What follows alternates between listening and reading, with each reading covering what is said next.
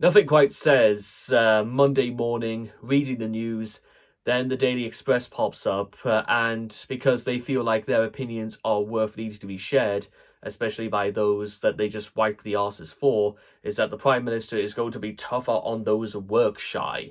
You know, I'm just going to say this because, one, I don't disbelieve the fact that they would say something like this, absolutely. Michael Gove even backpedaled last night by making things worse by suggesting that good-hearted people should consider whether they want to be associated with those radicalizing in protesting. So Michael Gove somehow managed to make the situation far worse for no reason that he started anyway, so that's let's put that aside out of things that they're seeming to prioritize at the moment because, well, if they on about radicalization, then there's nothing quite says again Monday morning like the government, well, this government doing what it always does and finds somebody to scapegoat, aka the unemployed or the underclass or possibly even the working class for that matter generally, and I'll explain why in a moment. You remember what I was talking about a few days ago concerning a lot of the politicians in this government are incredibly out of touch with society, the society they've created. And in case you think I'm wrong, well, consider this. When was the last time you saw a politician, a Tory politician, actually visiting a job centre? When was the last time you actually ever saw a Tory politician actually interact with people who are on the welfare system? When was the last time you saw somebody who shared a story to the Daily Express who was claiming universal credit? When was the last time, the Tories wanted to do some outreach work and actually economically support by means of getting people into work who are claiming job seekers allowance? You know what I'm trying to say?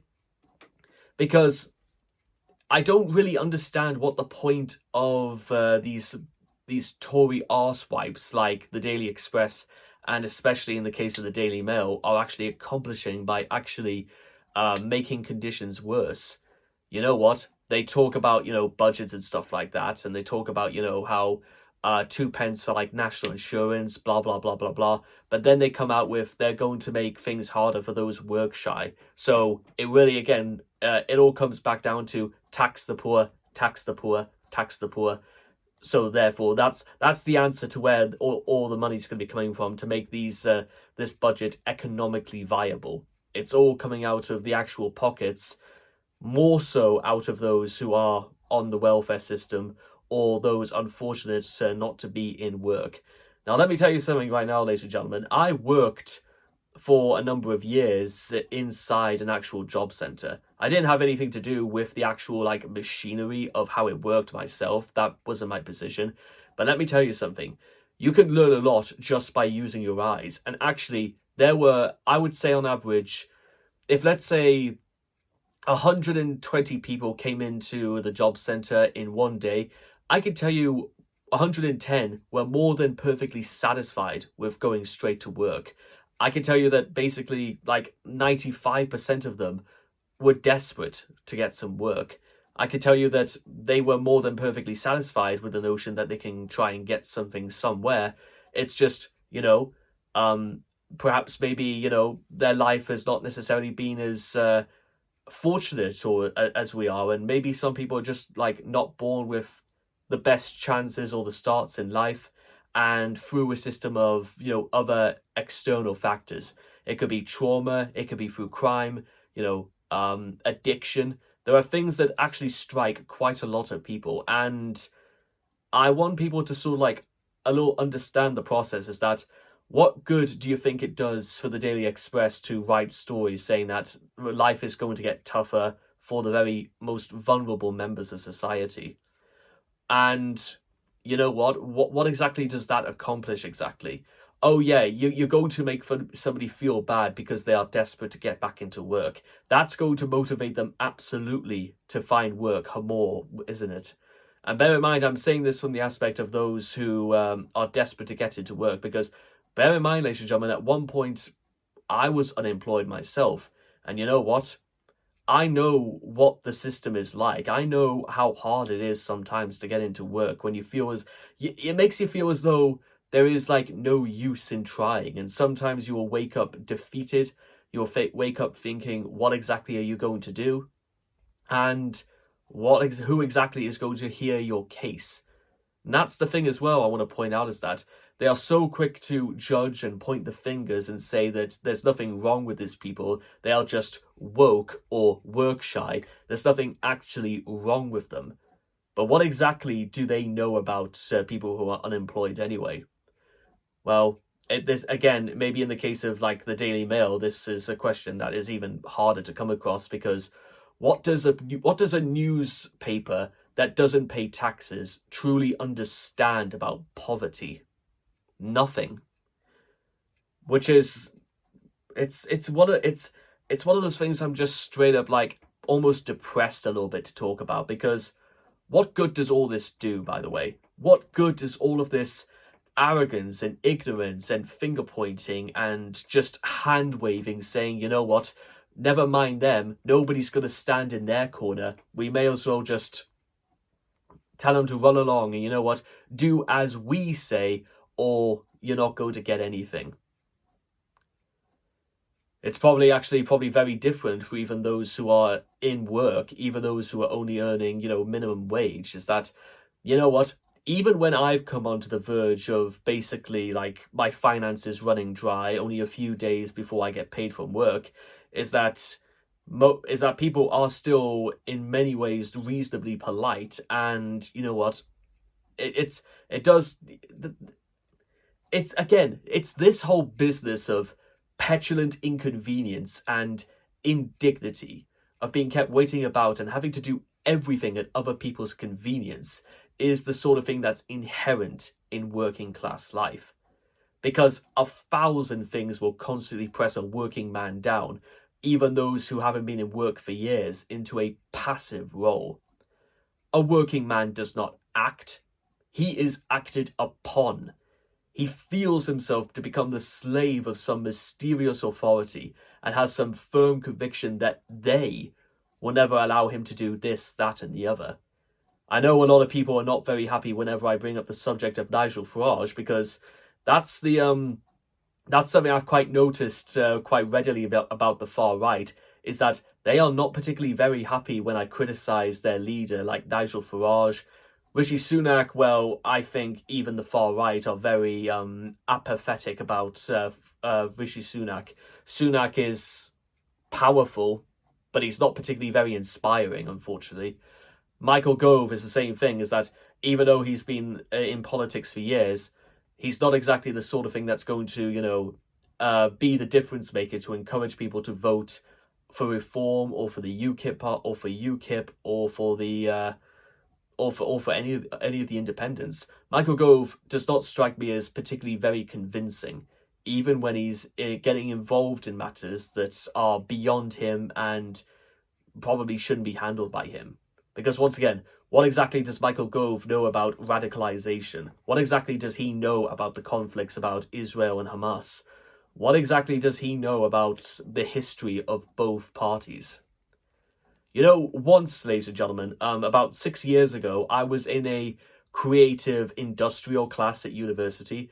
The object of these classes was that we would have professionals that would come from like studios from not just from the UK, but all over the world. And these were designed to not only give us first-hand experience about what it's really like to work in a studio, and they also pertain, among other things, to give people legal advice from studios that will try to take advantage of people. And I remember once I asked, and this was concerning an Australian studio that was working on the video game LA Noire, is that why did these people never form a union? And I got told immediately that they would never allow it. But who are they? I kept asking. And strangely, nobody seemed to know. But evidently, they were omnipotent. And I know that probably might be the impression that some people give towards Nigel Farage, but once again, ladies and gentlemen, I did nearly a 2-hour video talking about the Reform Party's policies and reforms, and none of them strike me across as though they're actually going to, in some way, surplus the needs of those who are desperate to get into work, and even to elevate the rights of those who are already in work anyway. Nothing about the Reform Party's policies strike me as very, reforming.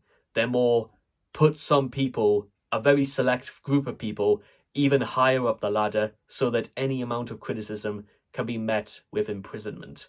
That's the sort of thing that the Reform Party stinks of. A single party dictatorship and a police state.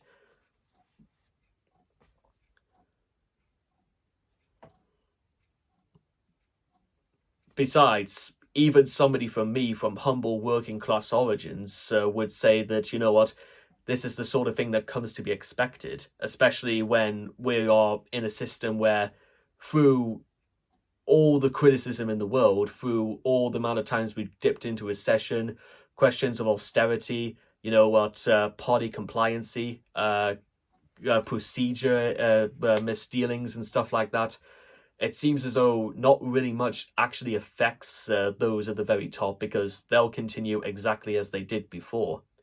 Hence the fact that in times of stress, educated people tend to come to the front. They are no more gifted than, let's say, you or me, but their education puts them into a very different class of society altogether. And in this day and age, ladies and gentlemen, image means everything. And when having something like Cambridge University graduate or Oxford University graduate counts more, perhaps more to some people than life or death. But they will come to the front nearly in almost all cases, always and everywhere. In the famous novel by Lysica Hayes' History of the Commune, there is actually a rather interesting passage that describes the shootings that took place after the Commune had been suppressed. The authorities were busy shooting the ringleaders, and as they did not know who the ringleaders were, they were picking them out on the principle that those of better class would be the ringleaders. You would see an officer walk down a line of prisoners, picking out likely-looking types. One man was shot because he was wearing a watch, another because he had an intelligent face. I should not personally like to be shot for having an intelligent face, but I do agree that in nearly any revolt, the leaders would still tend to be the sort of people who could pronounce their H's. And that's unfortunately the sort of situation we're in. People who say that subverting democracy is a crime and should not be done by the very people who are doing it themselves. The lack of self-awareness, every single thing that is going on right now seems to stink of the fact that they can say and do just about whatever they like, and they can go after anybody they like, and nobody is going to stick up for them, because you know what? Who on earth would be seen as being fashionable for sticking up for the poor? Because, again, that's the sort of society that this conservative government is creating. A society that says, pull the ladder up, Jack, and sod the rest, and will say that they're the fault anyway. What a pile of crap this situation is, ladies and gentlemen. And again, if you think Nigel Farage is the sort of person who's going to make things better, he won't. He can't make it work. You may think he's got a perfect system of government, but it won't work. It couldn't work. Not even Labour could make a perfect government work. You want to know why? He doesn't have perfect people. And you really think he's going to make things better in the light of all this? I doubt it. But then, who will? Who's going to make things better? Who's going to step up for, who's going to be the good Samaritan and stand by the people that absolutely everybody would detest in society? Who's going to stand by the injured, the weakened, the broken, the beaten, and the damned? Who's going to stand by them? Who's going to stick up for them? This government wouldn't do that. The newspapers won't do that. They're too busy saying, we'll make your life harder because of what you are, not who you are. They say that, and just to conclude this, that in India over 100 years ago, you are not punished for what you do, but for what you are. And, well, That probably be something they may introduce in the next year's budget. If you live in poverty, you are a criminal.